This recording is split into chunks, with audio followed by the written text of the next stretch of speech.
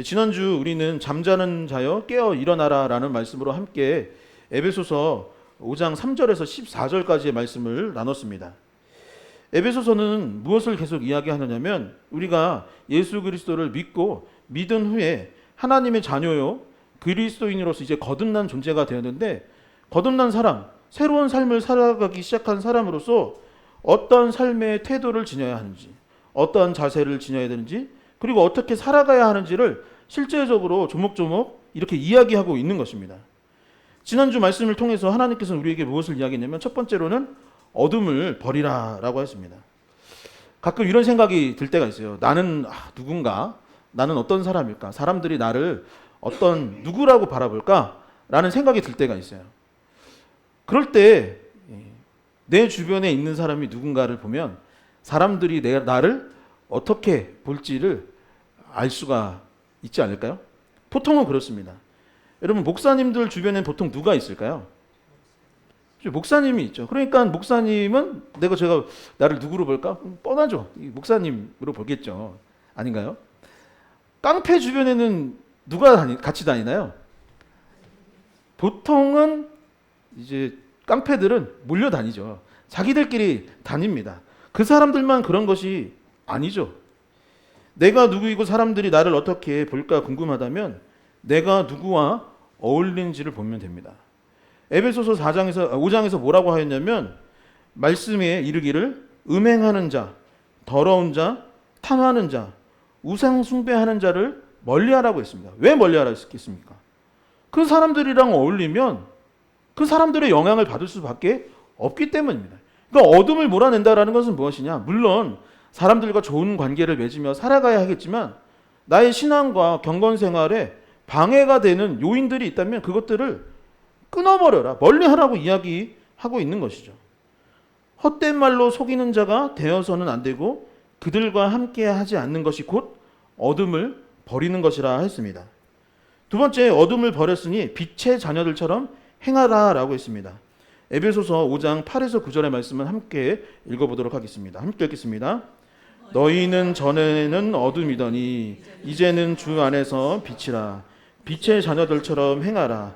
빛의 열매는 모든 착함과 의로움과 진실함에 있느니라. 아멘.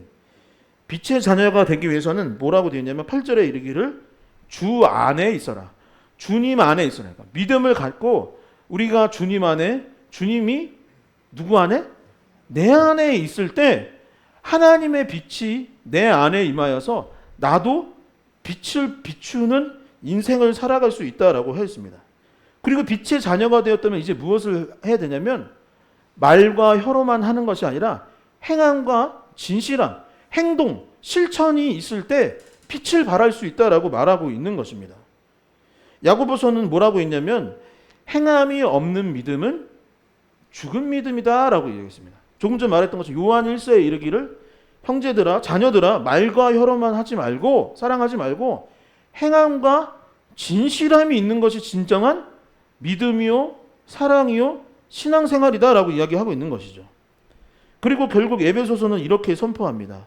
5장 14절의 말씀은 마음에 새겨지도록 함께 큰 목소리로 읽어보도록 하겠습니다. 함께 읽겠습니다. 그러므로 이르시기를 잠자는 자여 깨어서 죽은 자들 가운데서 일어나라. 그리스도께서 너에게 비추시리라 하셨느니라. 아멘. 영적인 잠을 자고 있다면 아무것도 하지 못하는 것이죠. 그러니까 성경은 뭐라고 하냐면 잠자는 자여, 너희가 과거에는 뜨거움이 있었고 신앙생활을 처음 하고 있을 때, 아니면 청소년기에, 청년 시절에, 아니면 처음 집사가 되고 교회에 출석했을 때는 깨어있을지 모르지만 지금 잠자는 자라면 잠자는 자여, 이제 그 잠에서 일어나라. 한국교회야 그만 영적인 잠에 빠져있고 일어나라. 그래서 하나님의 자녀로서 빛을 발하며 살아가라고 말하고 있는 것입니다. 과거에는 주를 위해 무엇인가 너무 하고 싶어 했고 기도하는 가운데 뜨거움이 있고 성령의 충만함이 있었는데 지금 왜 그러지? 그것을 과거의 일이야, 이젠 지난 일이야 라고 치부할 것이 아니라 잠자는 자여 깨어 일어나라. 잠자는 자는 어떻게 하라고요? 함께 다시 고백해 볼까요? 잠자는 자여 깨어 일어나라. 그렇죠. 잠자는 자여 깨어 일어나라고 하나님께서 우리에게 명령하고 계시는 것입니다. 복음으로 말미암아 다시 힘을 얻기를 주님의 이름으로 간절히 축원합니다. 하나님의 능력으로 승리하는 삶이 될 수 있기를 축원합니다. 그래서 더욱더 멋지고 빛나는 인생이 될 수 있기를 주님의 이름으로 간절히 축원드립니다. 지난주 말씀을 다시 정리하자면 첫 번째는 무엇이냐? 어둠을 버리라 라는 것이요. 두 번째는 빛의 자녀로서 살아가는, 결국 깨어서 일어나라 라는 것이었죠. 오늘 말씀은 계속해서 무엇이라 말씀하고 있을까요? 15절에 이렇게 써 있습니다. 그런즉 너희는 어떻게 행할지를 자세히 주의하여 지혜 없는 자같이 하지 말고 오직 지혜 있는 자같이 하여라고 되어 있습니다. 오늘 말씀의 시작에 뭐라고 되어 있나요? 처음 서게 그런즉이라고 되어 있나요? 그런즉. 그러니까 이 지금 얘기를 뭐라고 하려고 하냐면은 지난주 말씀과 이번 주 말씀은 저희가 시간 관계상 아니면 분류상 나눠 말했지만 사실은 계속해서 이어지는 얘기인 거예요.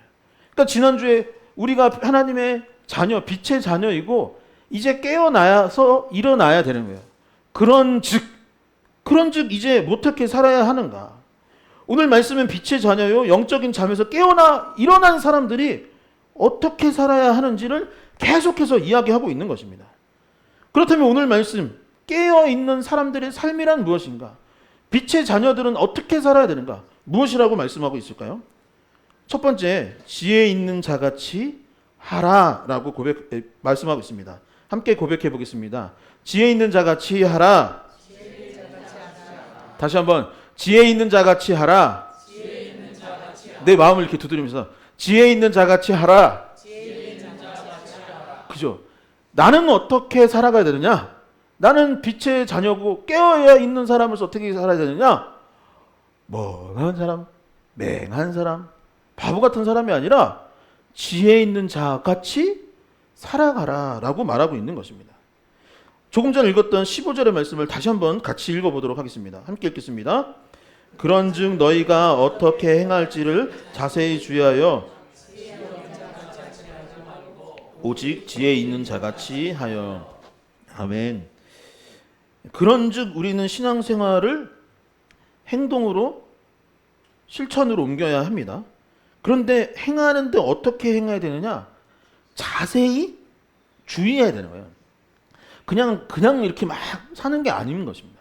그리스도인들은 말 한마디 할 때, 행동 하나 할 때, 운전을 할 때, 또 운전하는 사람들이 쳐다볼 때 신호가 켜지고 안 켜지고 하는 그 사소한 순간에도 그리스도인들은 조금 피곤할 수도 있지만 어떻게 해야 되냐면 주의하여 경계하면서 살아가야 하는 것입니다. 그리고 어떻게 또 해야 되냐면 주의하고 지혜 없는 자같이 하지 말고 누구 같이요? 지혜 있는 자와 같이 행하라 라고 했습니다. 여러분이 생각했을 때 지혜 있는 자는 누구일까요? 한번 예를 들어봅시다. 지혜 있는 자. 지혜 있는 자. 성경에서 딱 지혜하면 떠오르는 사람이 혹시 있지 않습니까? 솔로몬. 한번 대표적인 사람으로서 솔로몬을 예를 들어보도록 하죠. 성경에서 가장 지혜로운 사람은 누구냐라고 하면 솔로몬입니다.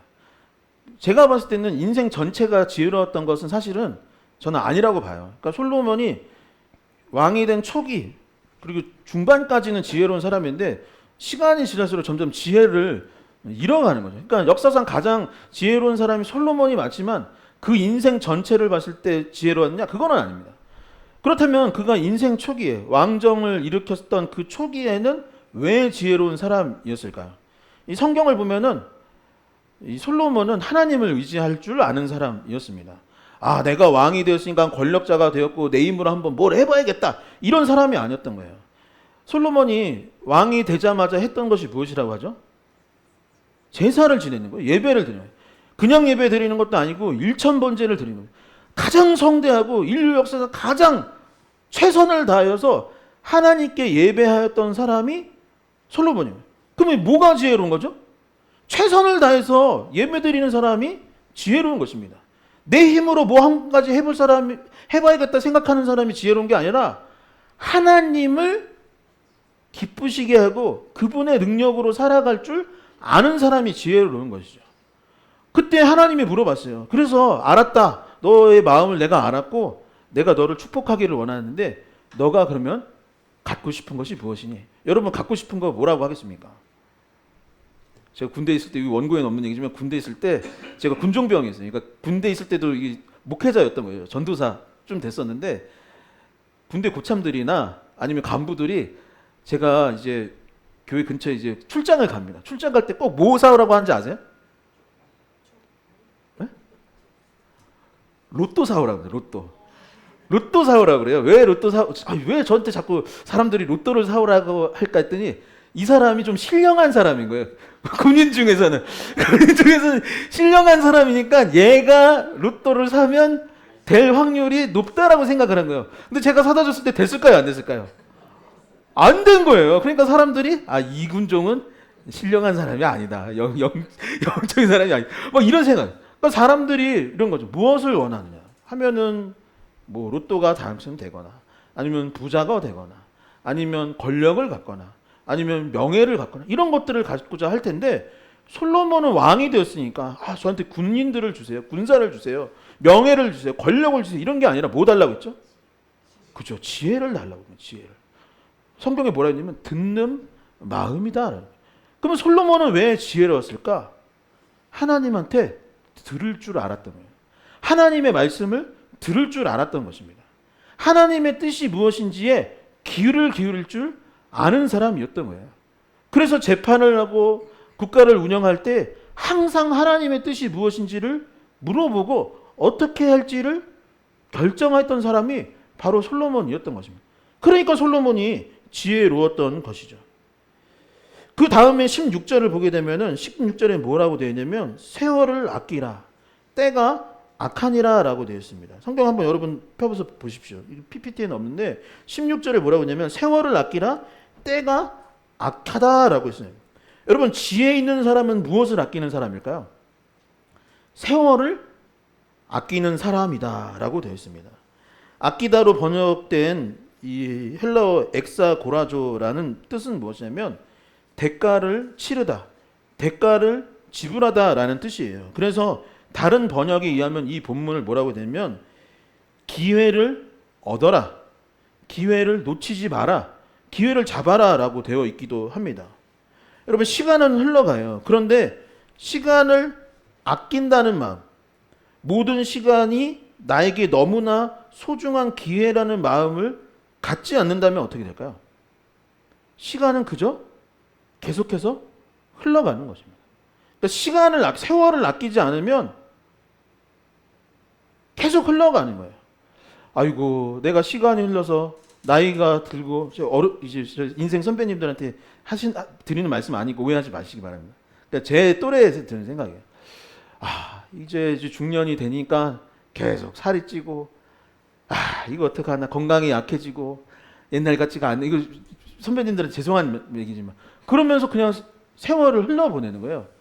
근데 세월을 아낀다는 건 뭐죠? 그러니까 운동을 해야죠.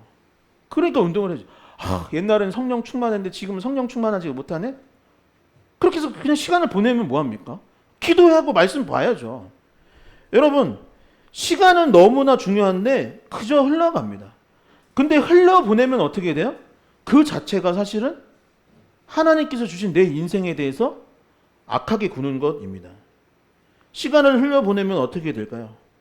정신을 차리고 깨어있지 않으면 어떻게 되겠습니까?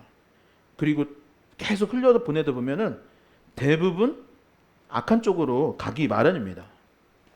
시간을 그저 흘려보내면 꿈을 놓치게 됩니다. 그저 흘려보내면 젊음과 건강을 잃어버리게 됩니다. 그저 시간을 보내면 친구를 잃어가게 되고 부모님과 가족들과 함께하던 시간들이 사라져가는 것이고 그 흘려보내는 와중에 이미 그들은 세상을 떠나게 됩니다.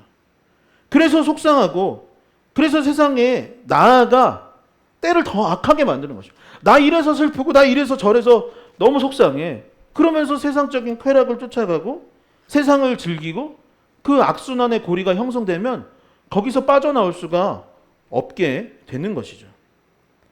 처음에는 내가 세월을 보냈는데 어느 순간부터는 세월을 아끼고 싶지만 아낄 수 없기에 그래서 점점 악한 곳을 향해 나아간다라고 말하고 있는 것입니다. 17절의 말씀을 함께 읽어보도록 하겠습니다. 함께 읽겠습니다. 그러므로 어리석은 자가 되지 말고 오직 주의 뜻이 무엇인지가 이해하라. 아멘. 어리석은 자가 되지 말고 지혜로운 자가 된다라는 것은 결국 무엇이냐? 아까 솔로몬이 무엇을 듣는다고요? 하나님의 말씀을 들을 줄 아는 거예요. 하나님의 뜻이 무엇인지를 분간할 줄 아는 거예요. 근데 17절에서 다시 말합니다. 어리석은 자가 되지 않기 위해서는 무엇이 필요하다? 오직 주의 뜻을 아는 것.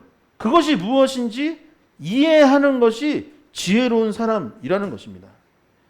여러분, 하나님은 우리에게 무엇을 주셨냐면 이 말씀을 주셨어요. 하나님의 뜻을 어떻게 알게 하시기 위해 현재 계시하고 계시냐면 이 성경을 우리에게 주셨고 이 성경을 통하여서 하나님의 뜻이 무엇인지를 알게 하고 계시는 거예요. 그러니까 우리가 지혜로운 자가 되기 위해서 결국 해야 될 것은 무엇이냐면 하나님의 뜻이 적혀 있는 이 말씀이 나에게 무엇이라 말씀하고 있는지를 묵상해야 되는 거예요. 우리 교회가 왜 큐티하자고 이야기하냐면 아니 하루에 하나님 말씀이 무엇인지 조금이라도 읽지 않고 어떻게 뜻을 알 수 있겠습니까? 하나님의 말씀인 성경을 주야로 묵상하고 나에게 가장 소중한 보물, 선물이 무엇이냐라고 한다면 내 인생의 가장 소중한 것은 하나님의 말씀이었습니다. 왜? 나를 지혜로운 자가 되게 하셨기 때문에 나를 솔로몬과 같이 듣는 마음을 가진 자로 만들어 주셨기 때문에라고 고백할 수 있는 지혜로운 자가 되기를 소망합니다. 두 번째, 오늘 말씀은 빛의 자녀여 깨어있는 자가 되기 위해서는 무엇보다도 성령 충만하라라고 성경은 말씀하고 있습니다. 세상의 다른 것이 우리를 유혹하고 세상적인 것들로 나를 채우고 충만하게 한다고 생각하지 말고 그런 것들은 나에게 아무 유익이 되지 않으니 무엇으로 나를 채워라? 하나님의 영이신 성령님으로 충만할 수 있기를 간구하고 소망하고 기도해야 한다라는 것이죠. 18절의 말씀을 마음에 새겨지도록 큰 목소리로 봉독하도록 하겠습니다. 함께 읽겠습니다. 술 취하지 말라. 이는 방탕한 것이니 오직 성령으로 충만함을 받으라. 아멘. 혹시 읽으시면서 뜨끔 내가 제일 싫어하는 말씀 드디어 나왔다. 항상 교회 오면 이 얘기지라고 할지 모르겠는데 여러분 본문은 뭐라고 하냐면 술 취하지 말라. 이는 방탕한 것이니 오직 성령으로 충만함을 받으라 라고 되어 있습니다. 제가 목회하면서 가장 많이 질문 받는 내용 중에 하나가 무엇이냐면 목사님 궁금한 게 있습니다. 뭔가요? 그러면 이제 항상 특히 남자 집사님들이 많이 물어보세요. 성경에 술 취하지 말라고 했는데 술 마시면 안 되나요? 술 마시면 되나요? 안 되나요? 취하지 말라고 했으니까 마시기는 해도 되는데 이제 안 취할 때까지만 마시면 되지 않나요? 그러면 제가 항상 뭐라고 하냐면 그 얘기 아니에요. 취하지 말라는 거죠. 취하지 말라는 거죠. 그렇게 알딸딸한지 안 한지 그 얘기 아닙니다. 라고 이야기하고 하면은 다시는 안 찾아옵니다. 여러분 술을 마셔도 될까요? 마시면 안 될까요? 한번 스스로 대답해 보시기 바랍니다. 대부분의 국가들의 교회들이 사실은 술을 어느 정도는 허용을 합니다. 근데 한국 교회는 금지를 했던 것이죠. 그러니까 지금은 아니지만 이제 독일이나 이 유럽의 국가들이 대부분 기독교 국가이지 않았습니까? 과거에. 근데 그런 국가들을 보면은 술을 마셔요. 예배 끝나고 가서 막 맥주 마시고 그러는 것들이 보입니다. 그런데 우리나라는 허용을 하지 않았던 것이죠. 왜 그럴까요? 역사적으로 봤을 때 가장 큰 이유는 선교사님들의 역할이 큽니다. 그러니까 선교사님들이 우리나라에 왔는데 한국 사람들, 조선 사람들은 술 문화가 다른 유럽이나 미국과는 다르다라고 했던 거예요. 어떻게 마셨냐면 보통 그 나라에서는 이 중독자라고 말하는 게 대한민국에서는 보편적인 거였대라는 거예요. 알고 계셨나요? 보편적인 거. 그러니까 제가 봤을 때 우리 나라는 마음에 뭐가 있나요? 나라도 빼앗기고 중국이나 뭐 일본이나 이 국가 막 몽골에 계속 공격을 당하고 뭐 척박하기도 하고 잘 살 때도 있었지만 그러니까 막 또 고부간의 갈등도 있고 또 남편과 아내의 갈등도 있고 하니까 항상 콩밭매는 아으리랑 마음이 뭐가 있죠? 제 생각에는 그것 때문이에요. 한이 있는 거예요. 우리나라는 한이 있어요. 그래서 즐거워서도 마시고 답답해서도 마시고 하는데 선교사님들이 보니까 이 사람들이 정신을 잃을 정도로 마시는 거예요. 술을 마시면 남편들이 아내를 때리는 겁니다. 술을 마시면 가정이 파탄나고 우리나라 조선인들은 술을 마시니까 죄를 계속 끌어당기는 거예요. 죄를 끌어당기거나 아니면 술 마시고 죄가 있는 곳으로 가더라라는 것이죠. 그래서 이 나라가 갱신을 하고 개혁을 하기 위해서는 선교사님들이 봤을 때는 조선교회, 한국교회는 술을 금지해야겠다라고 생각을 하여서 술을 금지했던 것입니다. 그러나 더불어 성경은 무엇이라 말하느냐? 술은 분명 방탕한 것이 맞다라고 되어 있어요. 방탕한 것이라 하였으니 마시지 않으면 그만인 것이죠. 마셔도 되는지 안 마셔도 되는지 사실은 별로 궁금해할 필요는 없습니다. 왜냐? 몸에 안 좋고 필요 없는 돈이 들기도 하고 지금은 아닐지 모르지만 언젠가 방탕함으로 이어질 수 있기 때문인 것이죠. 반대로 우리가 취해야 할 것이 있다라고 되어 있어요. 본문에는 뭐라고 했냐면 성령의 충만함을 받아야 한다라고 되어 있습니다. 그리스도인으로서 사람들이 이렇게 살아가는 거예요. 어떤 분들은, 어떤 교회는, 어떤 그리스도인들은 너무 담대히 살아가는 겁니다. 포기하고 실패하는 것이 아니라 거기서 시험을 쳤는데 떨어지고 하더라도 아니야! 하나님이 나와 함께 하시기 때문에 또 도전을 하는 거예요. 그래서 끝끝내 그것을 이루는 그리스도인들이 있는 거예요. 나는 막 상황이 안 좋고 어떻게 하는데 그러다가도 눈에 불이 붙어가지고 막 눈이 빛이 나면서 하나님이 나와 함께 하시니 할 수 있습니다 라고 담대함을 가지고 있는 사람들이 분명히 우리 주변에 있습니다. 그런데 어떤 그리스도인들은 그렇게 살아가고 어떤 사람들은 계속 힘이 없이 살아가는 겁니다. 어떤 사람은 늘 즐겁고 늘 기쁘고 도전하고 활력 있게 살아가고 능력이 나타나는데 나만 그렇지 못한 경우가 있는데 그 차이가 어디에서 나느냐? 성경은 성령의 충만함을 이루었느냐, 얻었느냐, 못 이뤘느냐에서 가장 큰 차이가 있다라는 거예요.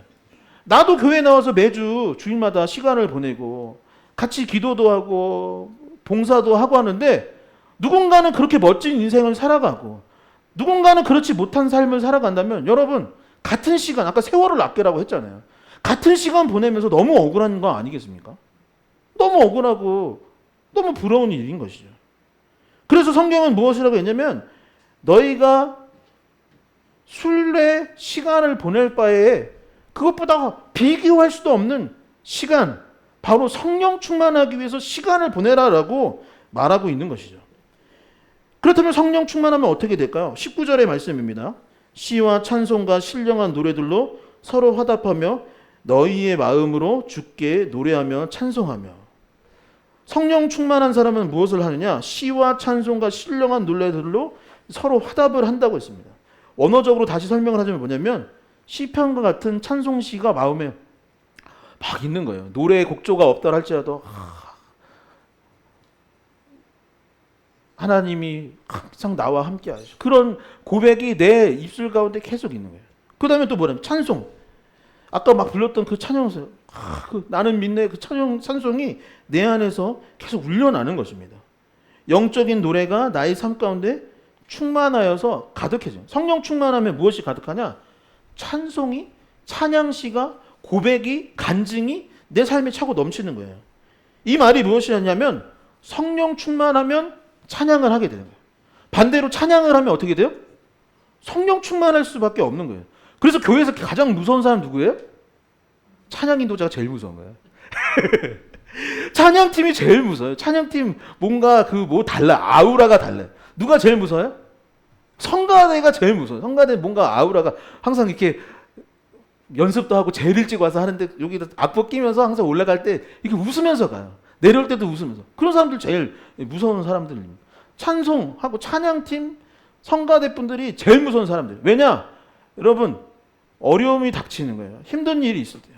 근데 제일 무서운 사람이 누구냐면 그런 상황에서도 노래하는 사람들입니다.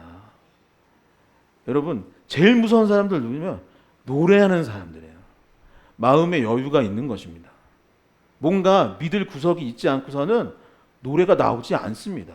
여러분, 그렇지 않나요? 뭔가 마음에 긴장이 되고 떨리면 노래 안 나옵니다. 근데 노래한다라는 것은 마음에 여유가 있고 담대함이 있고 강력한 무언가가 있다라는 것이죠. 신앙생활도 마찬가지입니다.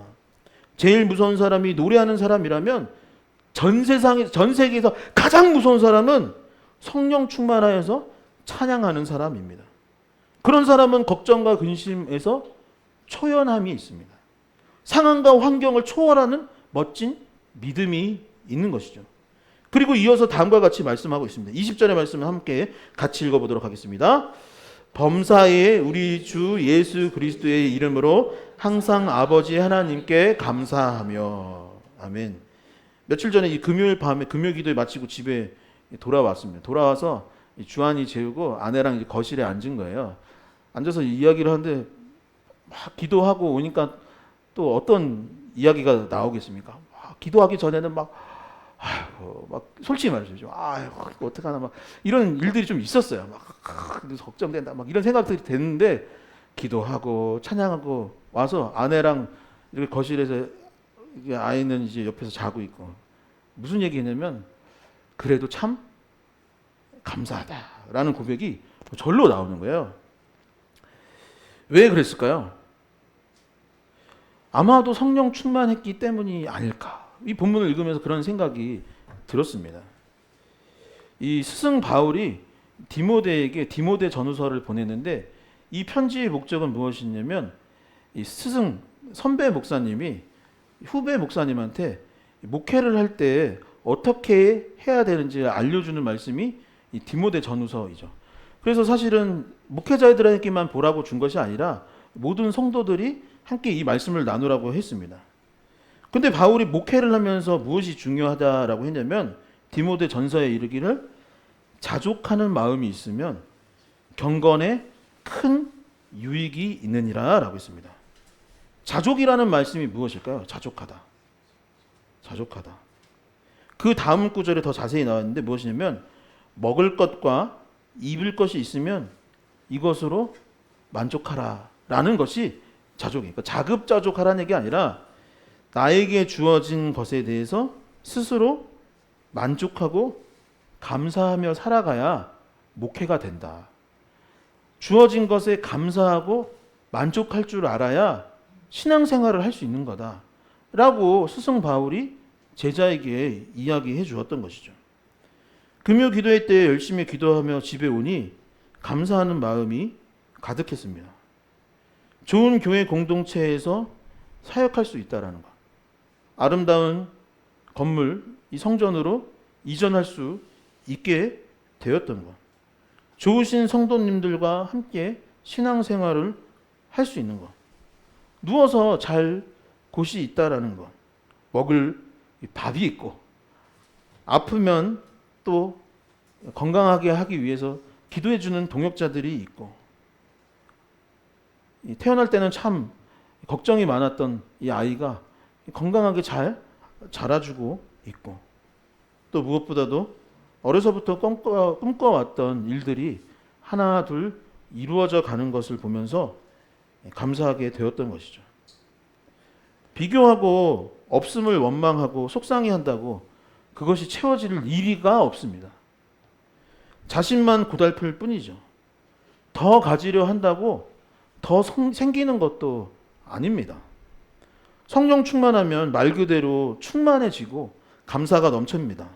그런 사람, 그런 가정, 그런 교회에는 평화가 넘치게 되는 것이죠. 또한 성령 충만한 자는 겸손한 성품을 얻게 된다라고 말하고 있습니다. 21절의 말씀을 함께 읽겠습니다. 그리스도를 경외함으로 피차 복종하라. 아멘. 다윗의 아들 중에 압살롬이라는 사람이 있었어요. 다윗의 아들이고 외모가 굉장히 출중하고 또한 리더십도 좋아서 주변에 많은 사람들이 있었습니다.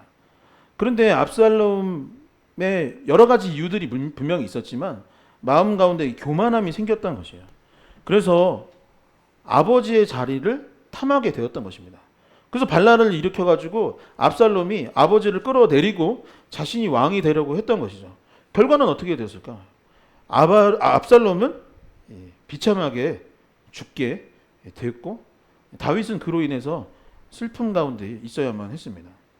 만약에 압살롬이 겸손했다면 어땠을까? 겸손하게 때를 기다렸던 것이죠. 겸손하게 아버지를 계속해서 높이고 아버지의 왕위를 지켜주고자 노력했다면 어쩌면 그가 왕이 되었을 수도 있고 왕이 되지는 않았을지 모르지만 못지않은 삶을 살아갈 수 있었을 것입니다. 압살롬과 반대로 다윗은 달랐습니다. 겸손한 왕이었던 것이죠. 그는 하나님의 말씀에 귀를 기울이고 복종할 줄 아는 사람이었습니다. 다윗이 왕이 되기 전에 왕이 사울이었는데 사울은 사실 많이 별로였던 왕이었습니다. 그럼에도 불구하고 다윗은 그를 왕으로 인정해 주었습니다. 사울이 자신을 죽이려 할 때에도 그럼에도 불구하고 겸손히 그를 왕으로서 존중해 주고 그의 생명을 보존해 주었던 것을 우리는 보게 됩니다.